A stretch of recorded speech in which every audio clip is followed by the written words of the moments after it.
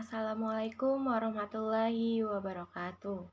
Ibu ucapkan selamat datang kepada siswa-siswi kelas 7 yang sudah mengikuti pembelajaran online mata pelajaran Pendidikan Pancasila dan Kewarganegaraan bersama Ibu Nia Tristiana Putri, Sarjana Pendidikan. Baik, sebelum Ibu menjelaskan materi, Ibu akan sampaikan terlebih dahulu kompetensi dasarnya. Kompetensi dasar yang pertama yaitu menganalisis proses perumusan dan penetapan Pancasila sebagai dasar negara. Kompetensi yang kedua yaitu menyajikan hasil analisis proses perumusan dan penetapan Pancasila sebagai dasar negara.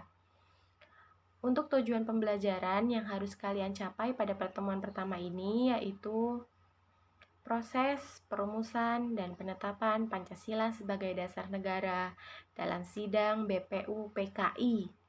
Nah, sedangkan untuk materi pada pertemuan pertama ini yaitu perumusan Pancasila sebagai dasar negara. Baik, sebelum masuk ke materi, perhatikan gambar berikut ini. Di sini ada sebuah gedung. Nah, kenapa sih gedung ini berdiri kokoh? Kira-kira kenapa? Pasti jawabannya karena ada pondasi yang kuat. Terus gimana kalau misalkan pondasinya nggak kuat? Nah, kalau pondasinya nggak kuat, kira-kira bisa apa? Nah, bangunannya bisa aja hancur ataupun roboh karena tidak memiliki pondasi yang kuat. Nah, itu gedung. Bagaimana misalkan suatu negara?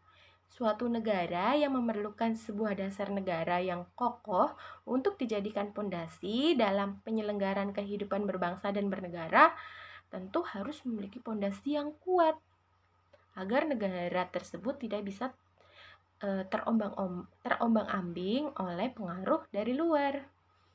Lantas, apa sih dasar negara Indonesia? Pasti adik-adik semuanya sudah tahu bahwa dasar negara Indonesia adalah Pancasila. Apa? Pancasila.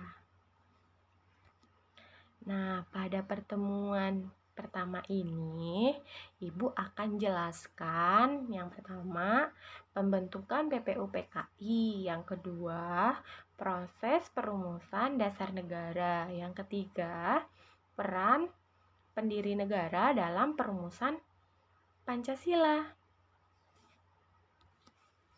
Baik, langsung saja kita masuk ke materi perumusan Pancasila sebagai dasar negara.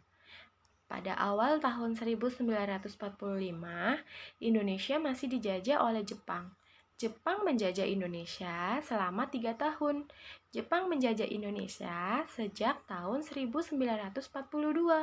Penjajahan itu dimulai setelah mereka berhasil mengusir Belanda.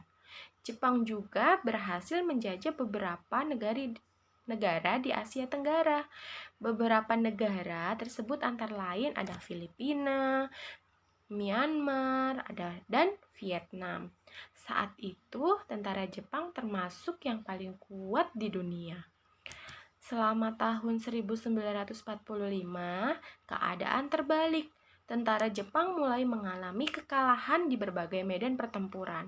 Pada Perang Pasifik, pasukan Jepang dikalahkan oleh Amerika. Jepang juga dikalahkan oleh sekutu pimpinan Inggris di kawasan Indochina. Kekalahan tersebut mengancam kekuasaan Jepang di negara-negara jajahannya. Di Indonesia, Jepang juga harus menghadapi perlawanan rakyat. Terlebih lagi, Belanda masih ingin kembali menjajah Indonesia.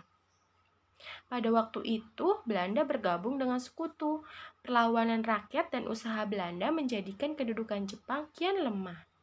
Akhirnya, Jepang terpaksa menjanjikan kemerdekaan kepada rakyat Indonesia.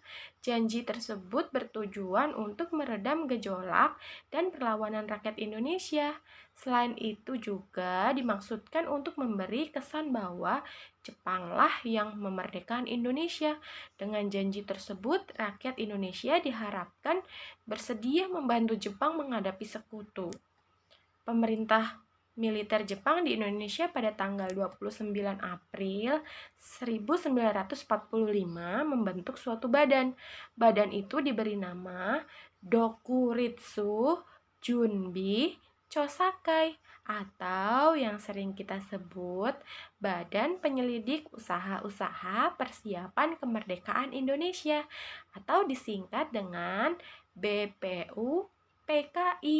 Sepanjang sejarah BPUPKI hanya mengadakan sidang sebanyak 2 kali, yaitu yang pertama, masa sidang pertama tanggal 29 Mei sampai 1 Juni 1945.